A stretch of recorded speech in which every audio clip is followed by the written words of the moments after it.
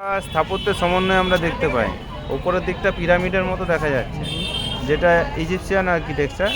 মাঝখানে যে গম্বুজগুলো দেখতে পাই, দেখুন গ্রাম বাংলায় যে দোচালা বা কর্নারগুলি চারচালা যেরকম ঘরের চালা ঘর হয়, সেই রকম বেঙ্গলি আর্কিটেকচার। নিচের খিলানগুলো হলো ইসলামিক বা মুঘল। তিনটা স্থাপত্যের মেলবন্ধন, যেখানে রড সাপোর্টবিহীন এটা কিন্তু দাঁড়িয়ে আছে। 1600 খ্রিস্টাব্দে প্রতিষ্ঠিত, মানে 424 বছরের প্রাচীন এই রাসমঞ্চ। মানে এখানে 3 প্রস্থ প্রদক্ষিণ পথ দেখা যায়, পেরিয়ে গিয়ে একটা গর্ভগৃহ দেখবেন। টেরাকোটার জন্য বিষ্ণুপুর বিখ্যাত।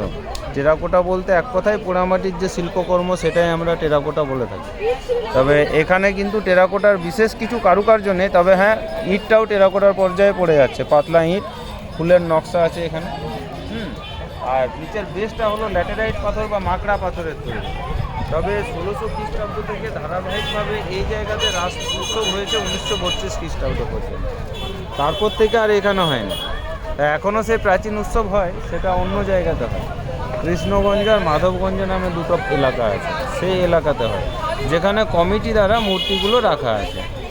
এখন এখানে কিন্তু কোনো মূর্তি বিগ্রহ কিছু দেখতে পাবেন না, এগুলো ন্যাশনাল হেরিটেজ হিসাবে স্বীকৃতি পেয়েছে। মানে রাসমঞ্চ, মানে 424